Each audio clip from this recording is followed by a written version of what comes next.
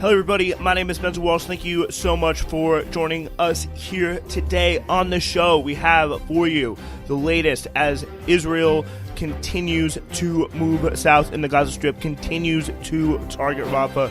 We'll give you all the latest on the war. Really a heavy show on just I say war because it's been called that in so many different media outlets, but it continues to be a genocide as calls to stave Rafah's offensive grow. We're going to give you just the general overview of what's been happening in the past 24 hours to start things off. Then we're going to take a quick trip back to Washington and take a look at why GOP officials are defending Donald Trump and his controversial comments on NATO and really what the position of NATO should be long-term for the United States in the ever-changing world, and get some analysis from myself on that. Meanwhile, there is a really just awful but incredibly well-written, obviously, piece from Roweda Amer in the Electronic Intifada detailing what she and her family have been going through, called End Gaza's Torment, that I want to read to you. And then we're going to end the show by hearing a few clips from the White House briefing room and some stuff with the PA and some really awful stuff that they've been doing, and proving a big reason why Hamas is so popular with both people in the West Bank and the Palestinians in Gaza.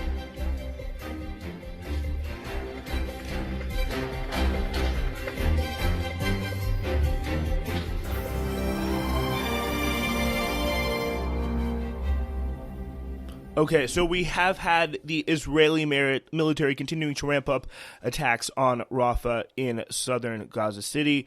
They have rescued the two hostages as they make their way, back home. That's definitely going to be a major victory for the Israeli kind of internal media political scene for Benjamin Netanyahu, as it has been a long road to getting back any hostages coming.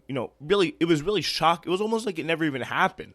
But to see the news come and go that the IDF admitted to its people that they had killed yet another, Israeli hostage in an airstrike. They confirmed what Hamas had long said, with multiple different hostages that they had been killed in IDF airstrikes. That, really made the operation to get a few hostages back, because I think that brings their total to -5 or -4 in terms of hostages they brought home. But if you're keeping score at home, I guess it's now down by 2 because they brought 2 hostages home, they said this morning. But though, I think the very, very important thing to realize is the cost for that, and the cost that has continued to have been paid. Despite offers for a ceasefire in exchange for, negotiating the hostages or bringing the hostages back, they have continued to ignore that, and they have continued to say, you know what, we are going to bulldoze our entire way through Gaza, create buffer zones, blow up buildings, and just destroy all semblance of any sort of society that we can find. So then we can, turn and say that the Gazans are, uncivilized, they're savages, whatever. They have destroyed city, and have that happen. And then B, kind of come in and do the Daniela Weiss plan of just, building these settlements on the land here, which was, definitely the goal that we are seeing. But, politically, just even within the country, there has to be an overhead of you have to start, just paying the unfortunate price, of just having to do the work of, if you're Netanyahu, actually do these tough missions and rescue the hostages. But to do that, there was over 60 people killed in what was called by some Palestinian journalists as a fire belt, as they bombed pretty much the whole area around where they believe the hostages were being killed to create a diversion, killing, civilians. Just 1.4 million people put in a safe estimate, I think, for 800,000. So it really is an absolutely awful and unimaginable situation. But what they have been doing is, again, just the wanton killing of 67 Palestinians, according to the Palestinian Health Ministry, including babies and children. The strikes have resulted in a significant destruction in Rafah, damaging homes, businesses, and mosques, which, according to Al Jazeera, are hosting 1.4 million Palestinians. So Hamas has condemned the latest Israeli airstrike on Rafah in southern Gaza, saying that they represent an expansion of the scope of the massacres it is committing against our people, in a press release reported by Al Jazeera. Similarly, the Palestinian Foreign Ministry has condemned in the strongest terms the mass massacres by the Israeli forces that they continue to commit. This is the kind of the PA side of things, which we will get to a little bit later on. And this is a very, very important kind of aspect to the PA that doesn't get talked enough about even in the pro-Palestinian kind of friendly media. But we'll save that for later. The recent massacres of the occupation are evidence of the validity of international warnings and fears of catastrophic results of the expansion of the war in Rafah. The ministry added, meanwhile, Egyptian ministry, foreign ministry, really stepping up their game, threatening to end the 79 peace deal if there was any sort of interference and some kind of Israeli military assault on the southern city, which they, obviously selfishly realized that would bring a lot of more pressure, at least for Egypt to open their gates to the Gazans to let them into the Sinai Peninsula, which is exactly what the Israeli government wants. Again, threatening to they say this is putting the danger in, that also has a lot to do with, I think, how close the Israeli military gets to the Egyptian border. But they're putting that 79 Camp David Accord peace deal in danger, they're saying here, which is a pretty major deal. So military expert Wasef Erekat has told Al Jazeera that an Israeli army invasion of Rafah would lead to genocide, considering that over 1 million Palestinians are living in the 60 square kilometers. It would be another tragedy befalling the people of Palestine, a catastrophe of epic proportions. Erekat added that in the eyes of Netanyahu, a war without invasion of Rafah would mean an admission of defeat, because he has been building this up in such a big way for so long. The way Erekat phrased it was, an invasion has dangerous and disastrous repercussions. Any number of scenarios can unfold, allowing the displaced back into the central and northern Gaza Strip, pushing them into Egypt's Sinai, or merely bombing them further. The majority of those in Rafah have been forcibly displaced several times since October due to Israel's offensive. Anywhere from 3 to 6 times is the common number you hear in these interviews, which is gradually expanded across the besieged enclave. It's really just unimaginably awful stuff, and just the goal of the Israeli bombing, we've seen from time and time again. They're doing these disgusting videos when they're putting out food, being like, the only problem is Hamas doesn't let all, Gazans get food, and they're just showing food that they made, was made in bakeries that they bombed 3 months ago. I mean, it's absolutely, it's like, again, it's really reminiscent of some of the, movies that they would show, in certain historical instances of, concentrating groups of people together, putting them all up in one area, and the propaganda they release was, oh, look, these they're just like summer camps. They have swimming pools, they get all these nice stuff, and it's just such a see-through, such a clear, and really, because it's so clear, because it's so obviously wrong, it is just so dystopian. What we're seeing with some of the Israeli rhetoric on this, and just the continuous attacks on these bakeries, on these just, completely unthreatening aspects of just everyday civilian life, shows that the perspective that the Israelis have is that, again, the existence of Gazan society, period, not just Gazan society under Hamas, is a threat, really in a big way, to their existence. So Hardiman told Al Jazeera that the people she spoke with, some of whom have been displaced up to 10 times, say they are fearful of a ground invasion in the area. This evacuation will be unlawful if it was ordered. So just condemnations throughout the throughout it all. Medical care, all across the besieged enclave has been severely affected by Israel's deliberate attacks on medical personnel and facilities. One of the most, again, was the Hin Rajab, the Hin Rajab attack. Just absolutely unspeakable stuff. With the you hear the video of the young girl, like the 6-year-old girl, calling for the ambulance. You hear the gunshots, and then all you hear is the just unresponded to question of the ambulance operators. Anyone there? Anyone there? And just you hear silence because this girl has been found dead and was kept from anyone getting to her for 5 days. Maybe she was shot then, maybe she was shot in the next few minutes. you don't know, but it's just an absolutely just unimaginably depraved city. It's just a depraved thought and just depraved reality every day, obviously, for the Palestinians. Just really just brutal attacks as well on the throughout the healthcare system. Jamal Hams, a doctor in the Kuwaiti hospital in Rafah, told Al Jazeera that an Israeli attack on the southern city would cause endless suffering for Palestinians. We are suffering a lot during these days because of the hunger, a huge number of people who have been displaced from the northern and middle areas of the Gaza Strip towards Rafah, Al-Hams said. Secondly, we already have a huge number of injured people and patients with chronic disease and acute illnesses who have been collected from all over the Gaza Strip to Rafah. We are suffering from the shortage of medical disposables and drugs, most of the antibiotics and analgesics. Analgesics, I don't exactly know how to say that word, are not available. We have changed the admission beds to emergency beds. The Najjar hospital has a bed capacity of 70, and they've changed it to 200, but that is still not enough, Al-Hams said. I don't know what's coming, but I'm sure that we will suffer very much. Just absolutely, unimaginable suffering.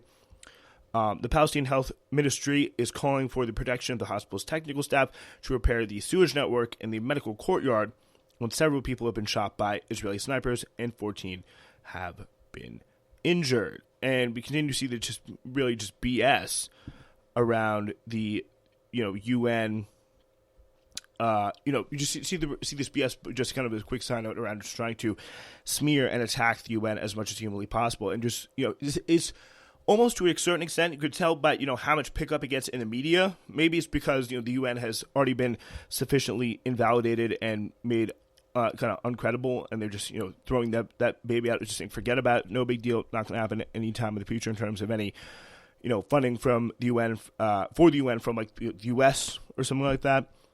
But it really is. We've seen some they're going under the hospitals now, or they're going to the UN headquarters, which they bombed out. They've completely pushed everybody out of and destroyed.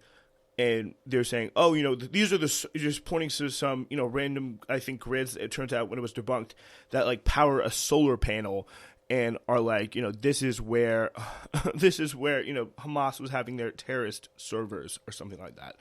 It was beyond any kind of credibility. And so again, there's no questioning of it. There's no saying, how is this getting out there and why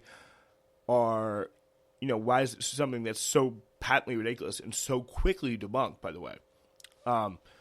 Why is that not getting more attention for the fact that Israel just put it out in the first place, especially when the other BS allegations get so much attention in the first place? I mean, I think the rule they're following here is very clearly, if you can't, put some ridiculous explanation on it, just ignore it. And it is a kind of program that large portions of the media are sticking to, especially in the U.S., where despite the growing international concerns regarding the plan to invade Rafah, Israel is determined to go forward with the attack. Meanwhile, the U.S. has put little to no pressure on Israel to halt their plans, aside from a verbal request with no material pressure to protect civilian lives. So what was a pretty dramatic kind of conversation, and it was it just all throughout the State Department, and Matt Miller specifically continues to get absolutely hammered when it comes to these questions. Every few days there's just a clip of just one of them just really tying themselves into knots to try and get through this here. Let's take a look at some of this stuff, specifically with the invasion of Rafah that people have had a lot of problems with, and just continuously are coming back to the podium and kind of just getting grilled here. This is John Kirby being asked about it. And on Rafah, has the president ever threatened to strip military assistance from Israel if they move ahead with a Rafah operation that does not take into consequence what happens with civilians? We're going to continue to support Israel. They have a right to defend themselves against Hamas, and we're going to continue to make sure they have the tools and the capabilities to do that. Again, next question. Matt Miller, I think, is a little bit more less talented. Kirby's a lot more just shameless in his just complete and utter contempt for, and we'll get to a great Matt Miller clip a little bit later, but John Kirby is just, screw you. We're funding Israel. Nothing you can do about it. Next question. It's just like, I saw a girl who was blown up, just completely blown up, and just attached somehow to a building, but somehow still alive. And that was out last night. And that, for John Kirby, that's what he wants to go down in history as putting his name on thinking that that's self-defense. On a level from just him, on the level of the entire U.S. government, there just could not be, to my mind, anything more shameful than that. So the White House readout after Biden's call with Netanyahu, where the U.S. president said, and they're just leaking, Biden said a derogatory slur about Netanyahu. It's just like, Are you kidding? It's just a joke. It's just how many different ways can the press come out every other week and say that Biden is getting mad at Netanyahu? Next, it's going to be that they were on a FaceTime call and Biden flipped him the double middle finger, but they're still going to send more aid tomorrow. Like, that is the just ridiculously low level of regard that both governments have for the intelligence of the American people. I think it's, you're pretty clearly seeing it again and again and again. So they say a military operation Rafah should not proceed without a credible, but if you want to just go without a credible and executable plan for ensuring the safety and support of more than 1 million people sheltered there, it's okay. They can't even put a must in front of it. It's just this middle kind of just hand wringing while letting them do everything they want is honestly the worst of both options. Both worlds for Biden politically. Like, if you're just going to let him do it, just let him do it and stop with all this just complete and utter BS. It's just like, there's no difference. There's no fundamental difference. Anyway, so Rafah is the only area that's not densely destroyed completely in Gaza. Israel never gave up on its plan to ethnically cleanse the Palestinian population into Egypt. That is what the U.S. president should have opposed, but he doesn't. The U.S. is a participant in this attack. This is Mustafa Bakurdi, the Palestinian National Initiative, and the fact that the United States president, he says, did not call for a ceasefire represents a regression in U.S. policy vis-a-vis the war in Gaza. For days, U.S. officials have been suggesting that this potential Rafah military operation would be disastrous and can't go ahead, but now we have the conditions of Rafah for the Rafah operation to go ahead, despite 1.5 million people still sheltering there. Al Jazeera's Shihab Ratansi pointed out. So as the U.S. funding for Israel increased, funded Israel's,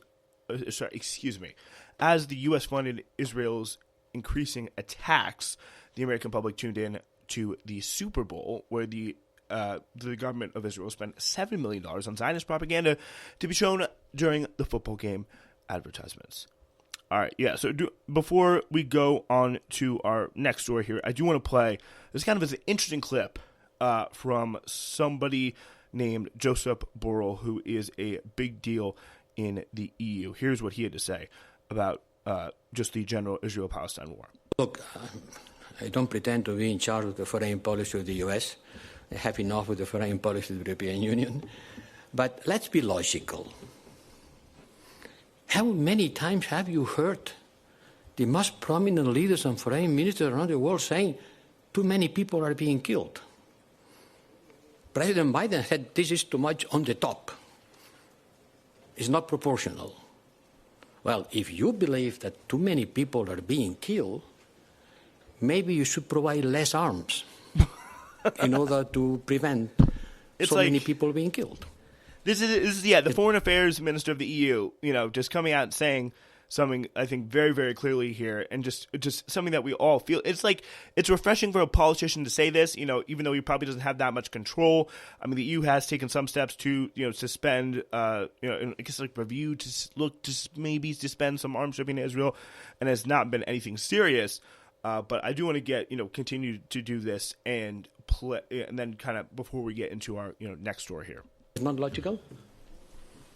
And in 2006, in the war against Lebanon, the U.S. already took this decision.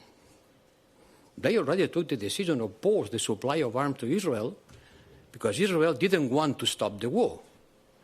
Exactly the same thing that happens today. Everybody goes to Tel Aviv, begging, please, don't do that. Protect civilians. Don't kill so many. How many is too many? Which is the standard? But Netanyahu doesn't listen to anyone. They are going to evacuate. Where? To the moon? Where are they going to evacuate these people? So if the international community believes that this isn't a slaughter, that too many people are being killed, maybe they have to think about the provision of arms. And by the way, today a court in Netherlands has ordered to the government to stop exporting the spare parts of the F-35 fighters to Israel in order to be sure that the International Court of Justice rule is being implemented. So I don't know, every member state is the owner of its foreign policy, but it's a little bit contradictory to continue saying that there are too many people being killed, please take care of people, please don't kill so many. Stop saying please and doing something. Again, it is really just absolutely, refreshing, even if it is a little bit hollow in terms of actual action, to see, any sort of politician, talking sense. And that does bring me to our next story, which is this one in the New York Times. After Donald Trump suggested that he had threatened to encourage Russia to attack delinquent NATO allies, the response among many Republicans officials has struck three themes: expressions of support, gaze aversion, or even cheerful indifference. And pretty much, Lindsey Graham seems to have caught on here, saying, give me a break. I mean, it's Trump. All I can say is, while Trump was president, nobody invaded anybody. I think the point here is in his way to get people to pay. And I think that is, it's a very, very good understanding of that. He essentially just comes in, and probably a more, accurate understanding than, a lot of the liberal hysteria, especially if you look at Trump's foreign policy when he was in office. There was a lot of things he made noises to do. Something's good, something's bad, but pretty much throughout it all, he was unable to, he cramped NATO style a little bit, but not really entirely. A lot of it was, just kind of very symbolic gestures, like the time he shoved the president of some, small country out of the way to get his face front and center in the NATO picture. Like, it's just, He did some stuff in terms of the China trade war, but it wasn't, catastrophic. And a lot of people, by the way, like Lindsey Graham, pushed him from the brink of doing anything too crazy because he is ultimately completely stupid, completely ego-driven, completely unaware of how the, and non-ideological. He's the only ideology he has is Donald Trump, and saying whatever makes him look good, and saying, whatever thing that he thinks his base and the certain people that he's in the rallies with need to hear. And then, those will be, sort of vague ideological motions, vague policy-based motions. But at the end of the day, they're going to get shapen by the aides that he picks and the aides the Republican Party picks, and, really, the generals and the just kind of broader national security blob that exists and really does, no matter who's in charge, and you'll be stupid to think that it's that much different with Biden in charge, really does shape our foreign policy and has for quite a bit of time. And then, when it comes to NATO and just the general principle of NATO, NATO, I think we have seen, is just another way where the United States has this kind of domineering approach over all of Europe, which is good for kind of the European governments of the moment, but it's just bad for, I think, the European countries in the long term and just their general independence. And also, the way I think a world is just fairly justly structured world should be. Because if there is a situation that is completely and utterly, morally wrong, like the Russian invasion of Ukraine, you're going to have the United States, you're going to have a lot of these European countries, if their democracy is maintained, they're going to, or, even maybe not, come in and support a situation like this, either for their own best interest or for, moral interest that demands their people, whatever. But I think the kind of U.S. control and the fact that all these European countries are under the United States security umbrella in the form of NATO makes them incredibly subservient to the issues of the United States and the whims of the United States in terms of foreign policy. And that's why you see people like, Joseph Borrell, who is kind of the figurehead, I guess, kind of leader of a broad coalition of these EU member states in terms of foreign policy, who is just looking at the situation and just being like, this is absolutely crazy. We all kind of see there's a problem here. At least in Europe, we're starting to come to the clear realization that something needs to be done, but we have nobody who's willing to come in, step up, and say something about it because, I think for a big part of it is they're so used to just following the path, following the track of the U.S. And we saw that especially with the U.K. As they're kind of the special relationship. But it's just, and we see it as just depending on different kind of European countries. Germany very, very close. France always loves to be a little bit rebellious, when it comes to following United States interests on foreign policy. But they do plenty of their own criminal stuff in Africa, just to name the place. It is definitely something that will, it is good for them because it encourages them to have their own agency when it comes to foreign policy. And it's another way to kind of, break U.S. influence over European security. It's good for, a broader world more, because an entire continent, should not be subject to the United States whims. I feel like if NATO wasn't looming so large over European security, you'd see a lot more countries feeling a lot more comfortable stepping out from under the U.S. shadow and saying this is pretty screwed up. We got to start sending some aid to Gaza. We got to start putting some pressure when it comes to a ceasefire.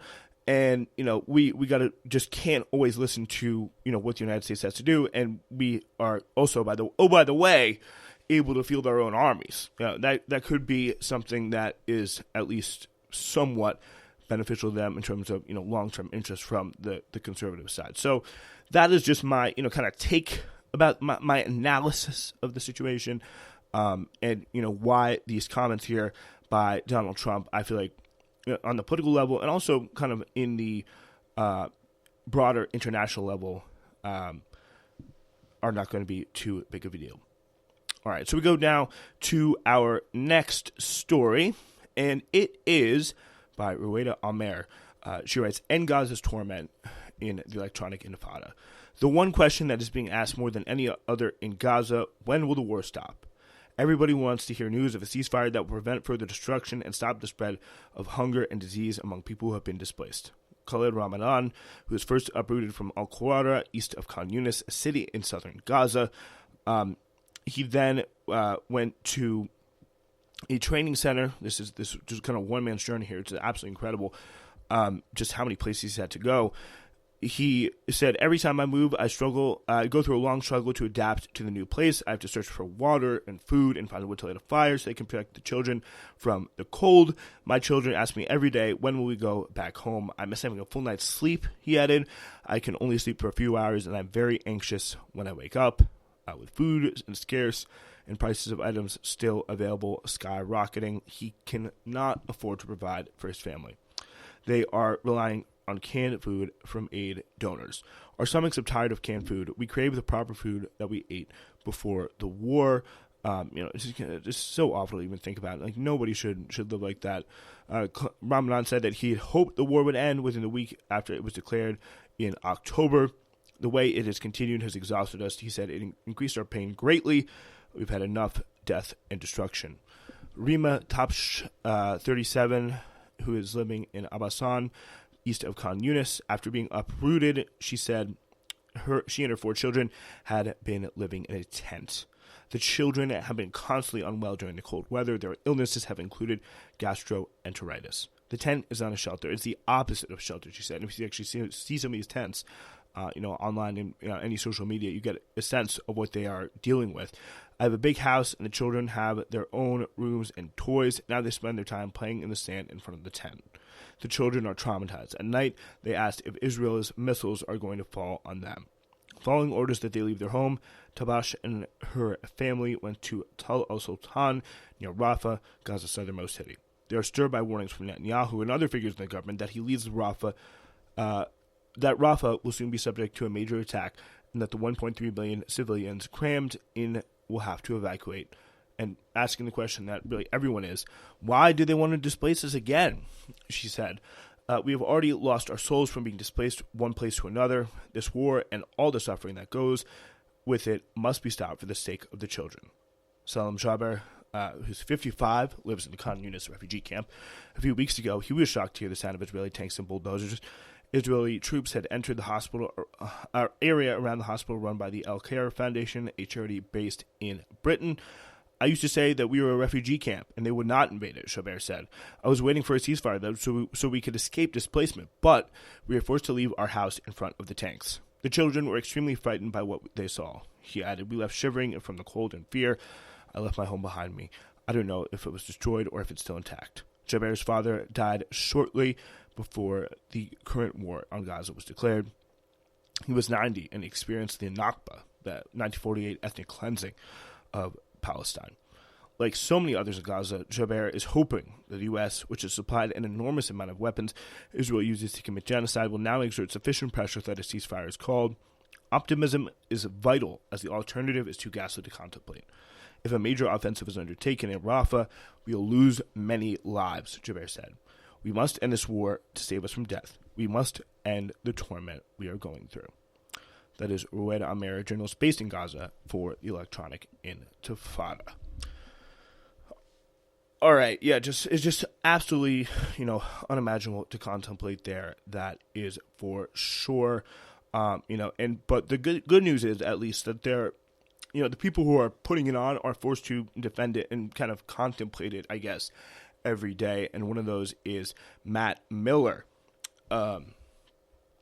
And this is what he had to say in response to questioning from Matt Lee of the AP on this subject earlier today. What levers have you used? So we have used diplomatic levers. The secretary that means that means the secretary and the president and you and Kirby and whoever else standing up and saying, wagging your finger and saying that that's not really leverage.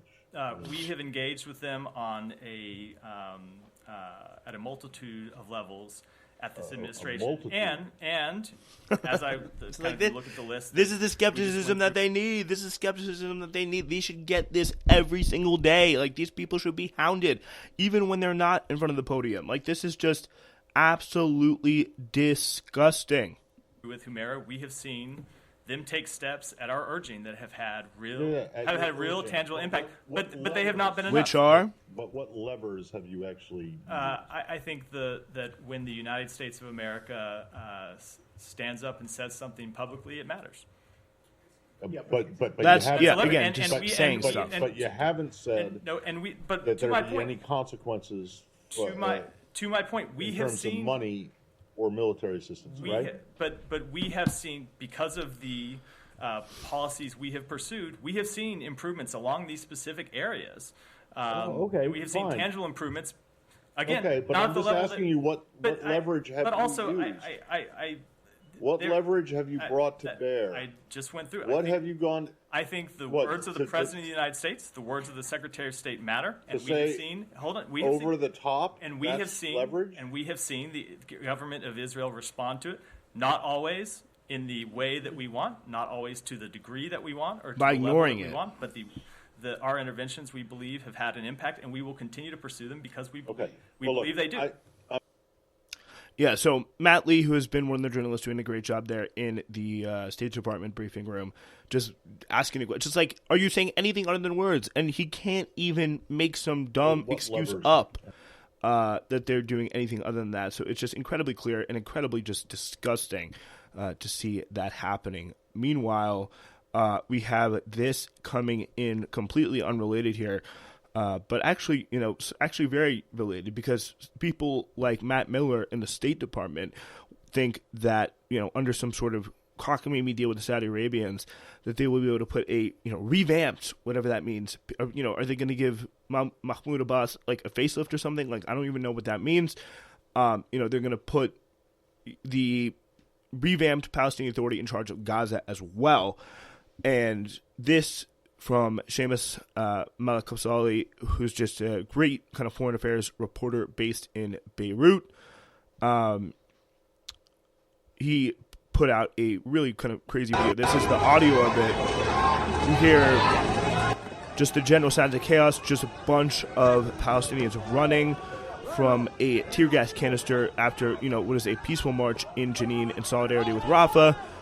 You have people screaming and running away after a tear gas canister was fired, not from IDF forces, not from settlers, but from the Palestinian Authority. And this is, this is why the Palestinian Authority, just putting them in any sort of power, is in saying it's a realistic sense towards peace, is just so incredibly stupid, because this is why the Palestinian Authority is hated, and I mean hated. You should have seen Murtaza Said, one of the most popular people in Palestine right now as a journalist, has got incredible amounts of criticism from Murtaza, from a lot of people in his comments, from meeting with Mahmoud Abbas, who is obviously the head of the PA. Like, this is a organization with its current leadership. Maybe you could revamp it, but it's just something that's like, they're fundamentally built to be compradors. They're fundamentally built to serve be a Palestinian face, to serve the interests of the Israelis and the United States, and just maintain order there. And it's really getting more and more apparent the absolute hatred that many people on the ground in Palestine, rightfully so, have for the Palestinian Authority. Seamus says, this is ultimately why the United States wants the Palestinian Authority installed in Gaza, regardless of their extremely low popularity inside the Strip itself. They're willing to put down any semblance of public resistance to Israel, no matter how small. Just the Palestinian Vichy regime, 1,000%. Complete compradors, complete spreaders of evil. All right, so we have for you guys today. We're going to be back in a little bit, maybe during the week, but if not, we'll be back in next Monday.